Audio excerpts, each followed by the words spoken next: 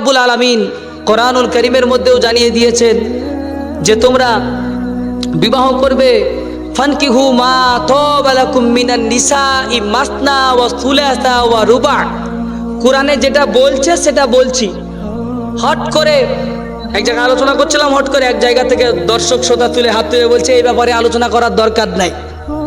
কি বিষয় না, তো বিয়ে করা মুসলমানের জন্য একটা বিয়ে করাটা হচ্ছে প্রথমে উচিত, এটা করতেই হবে, জরুরি ব্যাপার। দ্বিতীয় বিবাহ করা সামর্থ্য থাকলে, পয়সা থাকলে, ইনসাফ যদি থাকে দ্বিতীয় বিয়ে করতে পারবে, তৃতীয় বিয়ে করতে পারবে, চতুর্থ বিয়ে করতে পারবে, পঞ্চম বিয়ে করতে পারবে না। একজন বলছে একটা বউ মরবে আর একটা বিয়ে করবে, একটা বউ মরবে আর একটা বিয়ে করবো। আমি চিন্তা করলাম শুধু বউই মরবে, ও মরবে না? বুঝতে পারলেন না, শুধু বউই মরবে গো, হায় হায় হায়।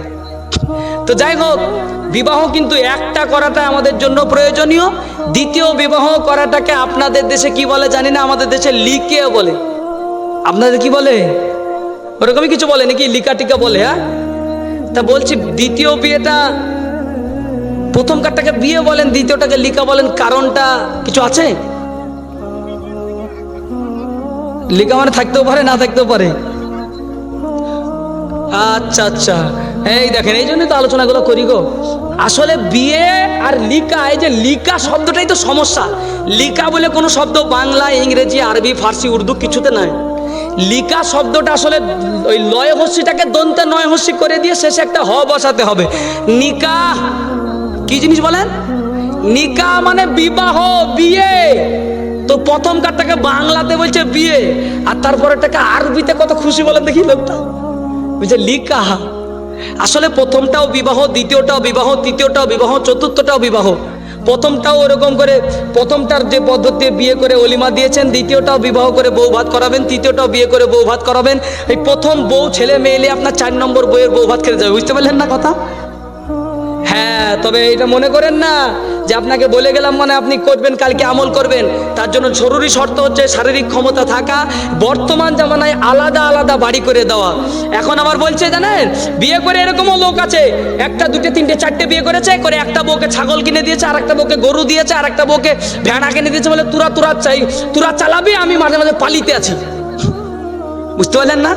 তোরা সংসার করে খাবি, আমি পালিতে আছি। এরকম মরদের বিয়ে করা যাবে না।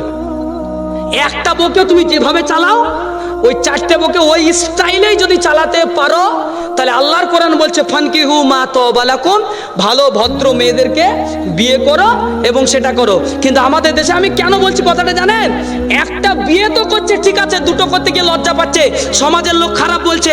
দুটো বিয়ে করাকে যারা খারাপ বলছেন, দুটো জেনা করাকে তারা খারাপ বলে না। ও মুসলমান জাতি, একটা বউ আছে 4টে মেয়ের সঙ্গে থাকে, আপনি জানেন? এটা লজ্জা লাগে না? একটা বিয়ে করেছে 10টা মেয়ের সাথে সম্পর্ক রাখে, বছরে 2বার 4বার 10 বার, মাসে 36 বার করে দেশের পতিতালয়ে গিয়ে, বেশ্যাখানায় গিয়ে পড়ে থাকে, আপনি খোঁজ রাখেন না। অথচ সেই ছেলেটা ইচ্ছে করলে বিয়ে করতে পারে, রেগুলার দিন গেলে ওই সমস্ত পতিতালয়ের বেশ্যা মহিলাদের পেছনে হাজার হাজার টাকা খরচা করে, অথচ সে বিয়ে করে না। তাদের জন্যই এই বিয়েগুলো করতে হবে। তুমি টাকা তোমার অনেক বেড়ে গেছে, হালাল পদ্ধতিতে 1টা 2টো 3টে 4টে পর্যন্ত বিয়ে করে আলাদা আলাদা জায়গায় বাড়ি তৈরি করে দিয়ে